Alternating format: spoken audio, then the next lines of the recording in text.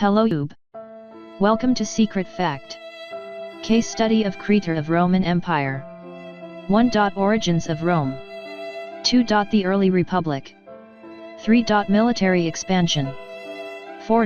Internal struggles in the late Republic. 5. Julius Caesar's rise. 6. From Caesar to Augustus. 7. Age of the Roman emperors. 8. Decline and disintegration. 9. Roman architecture.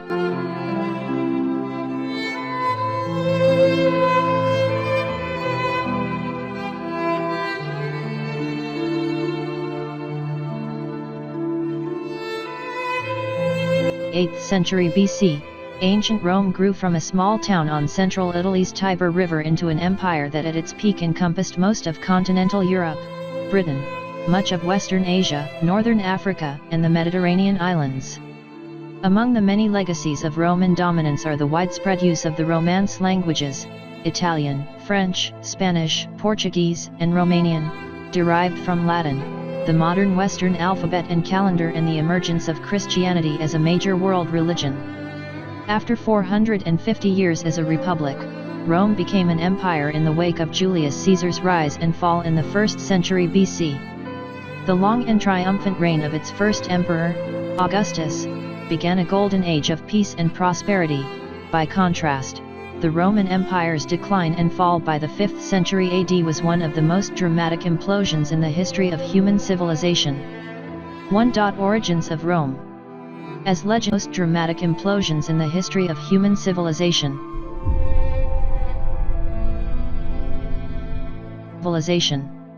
1. Origins of Rome. As legend has it, Rome was founded in 753 BC by Romulus and Remus, twin sons of Mars, the god of war. Left to drown in a basket on the Tiber by a king of nearby Alba Longa and rescued by a she-wolf, the twins lived to defeat that king and found their own city on the river's banks in 753 BC. After killing his brother, Romulus became the first king of Rome, which is named for him. A line of Sabine, Latin and Etruscan, earlier Italian civilizations, kings followed in a non-hereditary succession. There are 7 legendary kings of Rome: Romulus, Numa Pompilius, Tullus Hostilius, Ancus Marcius, Lucius Tarquinius Priscus, Tarquin the Elder, Servius Tullius and Tarquinius Superbus, or Tarquin the Proud, 534 to 510 BC. 534 to 510 BC. While they were referred to as Rex, or king in Latin, all the kings after Romulus were elected by the Senate. Did you know? 4 decades after Constantine made Christianity Rome's official religion, Emperor Julian, known as the Apostate, tried to revive the pagan cults and temples of the past, but the process was reversed after his death, and Julian was the last pagan emperor of Rome. Rome's era as a monarchy ended in 509 BC with the overthrow of its 7th king, Lucius Tarquinius Superbus, whom ancient historians portrayed as cruel and tyrannical, compared to his benevolent predecessors. A popular uprising was said to have arisen over the rape of a virtuous noblewoman, Lucretia, by the king's son. Whatever the cause, Rome turned from a monarchy into a republic, a world derived from residential publica or property of the people. 2. Derived from residential publica or property of the people. The people. 2. The early republic. The power of the monarch passed to 2 annually elected magistrates called consuls. They also served as commanders-in-chief of the army. The magistrates, though elected by the people, were drawn largely from the Senate, which was dominated by the patricians, or the descendants of the original senators from the time of Romulus. Politics in the early republic was marked by the long struggle between patricians and plebeians, the common people, who eventually attained some political power through years of concessions from patricians, including their own political bodies, the tribunes, which could initiate or veto legislation. The Roman Forum was more than just home to their Senate.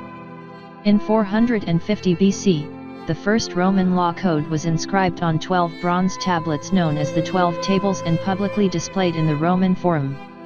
These laws included issues of legal procedure, civil rights, and Forum. These laws included issues of legal procedure, civil rights, and property rights, and provided the basis for all future Roman civil law. By around 300 BC, real political power in Rome was centered in the Senate, which at the time included only members of patrician and wealthy plebeian families. 3. Military families. 3. Military expansion. During the early Republic, the Roman state grew exponentially in both size and power. Though the Gauls sacked and burned Rome in 390 BC, the Romans rebounded under the leadership of the military hero Camillus, eventually gaining control of the entire Italian peninsula by 264 BC. Rome then fought a series of wars known as the Punic Wars with Carthage, a powerful city-state in northern Africa. The first two Punic Wars ended with Rome in full control of Sicily, the western Mediterranean, and much of Spain.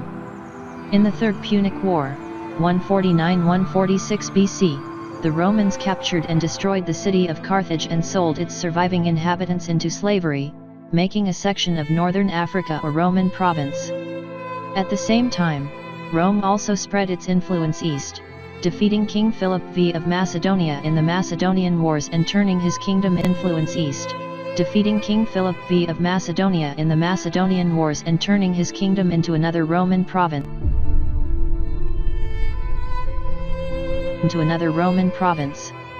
4. Internal struggles in the late Republic. Rome's complex political institutions began to crumble under the weight of the growing empire, ushering in an era of internal turmoil and violence. The gap between rich and poor widened as wealthy landowners drove small farmers from public land, while access to government was increasingly limited to the more privileged classes. Attempts to address these social problems, such as the reform movements of Tiberius and Gaius Gracchus, in 133 BC and 123–22 BC, respectively, ended in the reformers' deaths at the hands of their opponents. Gaius Marius, a commoner whose military prowess elevated him to the position of consul, for the first of 6 terms, in 107 BC, was the first of a series of warlords who would dominate Rome during the late Republic. By 91 BC, Marius was struggling against lords who would dominate Rome during the late Republic. By 91 BC, Marius was struggling against attacks by his opponents, including his fellow general Sulla, who emerged as military dictator around 82 BC. After Sulla retired, one of his former supporters, Pompey, briefly served as consul before waging successful military campaigns against pirates in the Mediterranean and the forces of Mithridates in Asia. During this same period, Marcus Tullius Cicero, elected consul in 63 BC, famously defeated the conspiracy of the patrician Catiline and won a reputation as one of Rome's greatest orators. 5. Julius Caesar's rise. When the victorious Pompey 5. Julius Caesar's rise. When the victorious Pompey returned to Rome, he formed an uneasy alliance known as the First Triumvirate with the wealthy Marcus Licinius Crassus, who suppressed a slave rebellion led by Spartacus in 71 BC, and another rising star in Roman politics, Gaius Julius Caesar. After earning military glory in Spain, Caesar returned to Rome to vie for the consulship in 59 BC. From his alliance with Pompey and Crassus, Caesar received the governorship of 3 wealthy provinces in Gaul beginning in 58 BC. He then set about conquering the rest of the region for Rome. After Pompey's wife Julia, Caesar's daughter, died in 54 BC and Crassus was killed in battle against Parthia, present-day Iran, the following year, the triumvirate was broken. With old-style Roman politics in disorder, Pompey stepped in as sole consul in 53 BC. Caesar's military in disorder, Pompey stepped in as sole consul in 53 BC. Caesar's military glory in Gaul and his increasing wealth had eclipsed Pompey's, and the latter teamed with his Senate allies to steadily undermine Caesar. In 49 BC, Caesar and one of his legions crossed the Rubicon, a river on the border between Italy from Cisalpine Gaul. Caesar's invasion of Italy ignited a civil war from which he emerged as dictator of Rome for life in 45 BC. 6. From Caesar to Augustus. Of BC. 6. From Caesar to Augustus. Less than a year later, Julius Caesar was murdered on the Ides of March 15, 44 BC, by a group of his enemies, led by the Republican nobles Marcus Junius Brutus and Gaius Cassius. Consul Mark Antony and Caesar's great-nephew and adopted heir, Octavian, joined forces to crush Brutus and Cassius and divided power in Rome with ex-consul Lepidus in what was known as the Second Triumvirate. With Octavian leading the western provinces, Antony the east, and Lepidus Africa, tensions developed by 36 BC and the triumvirate soon dissolved.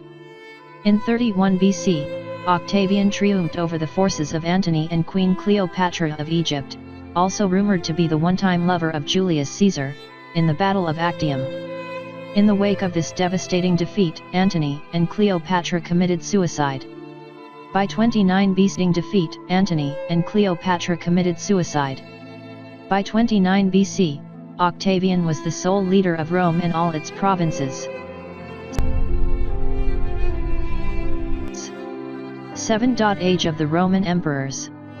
Augustus' rule restored morale in Rome after a century of discord and corruption and ushered in the famous Pax Romana 2 full centuries of peace and prosperity.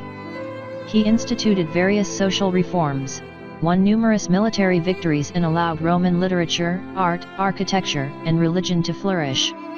Augustus ruled for 56 years, supported by his great army and by a growing cult of devotion to the emperor. When he died, the Senate elevated Augustus to the status of a god, beginning a long-running tradition of deification for popular emperors. Augustus' dynasty included the unpopular Tiberius, 14 to 37 AD, the bloodthirsty and unstable Caligula, 37 to 41, and Claudius, 41 to 54, who was best remembered for his army's conquest of Britain. The line ended with Nero, 54 to 68, whose conquest of Britain. The line ended with Nero, 54 to 68, whose excesses drained the Roman treasury and led to his downfall and eventual suicide. 4 emperors took the throne in the tumultuous year after Nero's death: the fourth, Vespasian, 69 to 79, and his successors, Titus and Domitian, were known as the Flavians. They attempted to temper the excesses of the Roman court, restore Senate authority and promote public welfare. Titus, 79 to 81, earned his people's devotion with his handling of recovery efforts after the infamous eruption of Vesuvius, which destroyed the towns of Herculaneum and Pompeii.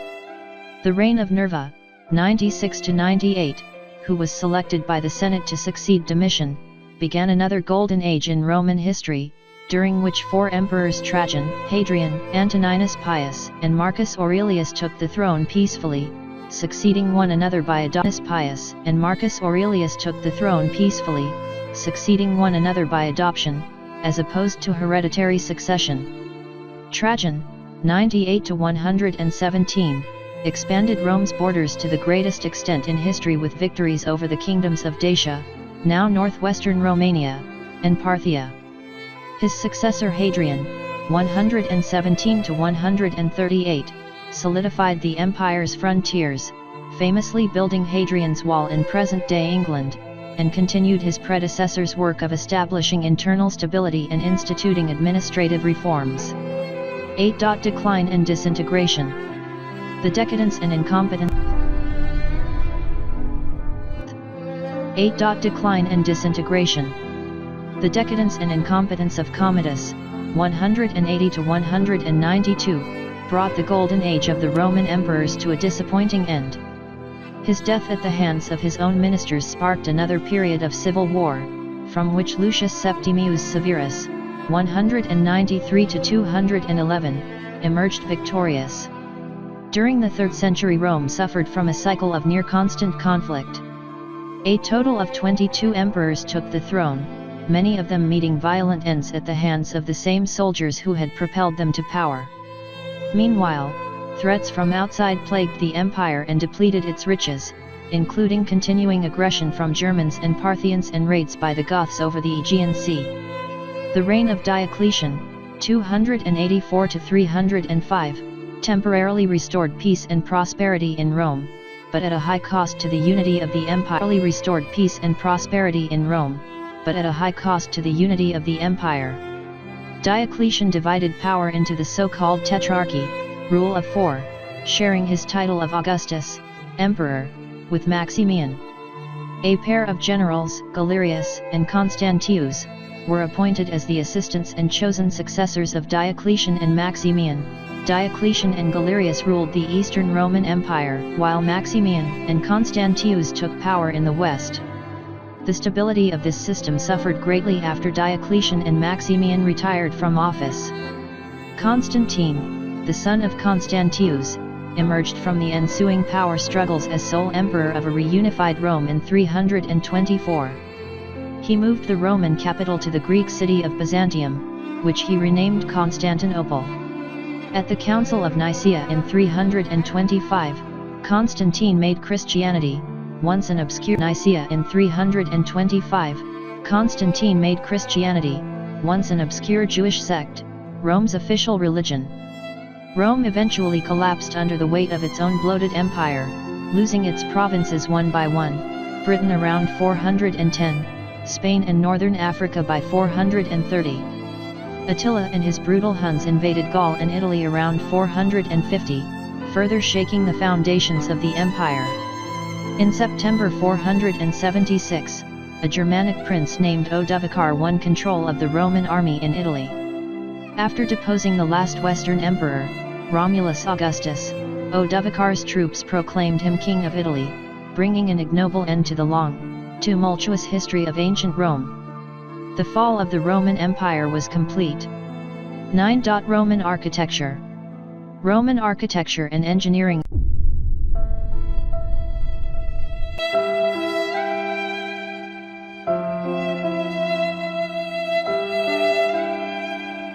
Roman architecture. Roman architecture and engineering innovations have had a lasting impact on the modern world. Roman aqueducts, first developed in 312 BC, enabled the rise of cities by transporting water to urban areas, improving public health and sanitation. Some Roman aqueducts transported water up to 60 miles from its source, and the Fountain of Trevi in Rome still relies on an updated version of an original Roman aqueduct. Roman arches, or segmented arches, improved upon earlier arches to build strong bridges and buildings, evenly distributing weight throughout the structure. Roman roads, the most advanced roads in the ancient world, enabled the Roman Empire, which was over 1.7 million square miles at the pinnacle of its power, to stay connected. They included such modern-seeming innovations as mile markers and drainage. Over 50,000 miles of road were built by 200 BC and several mile markers and drainage. Over 50,000 miles of road were built by 200 BC and several are still in use today. If you want to know amazing facts about an history and creator of Roman Empire Augustus and 8 Raisons Why Rome Fall, all information link Indiana the description or click on the I button. If you new in this channel, see others video also. Thank you so much. Also, thank you so much.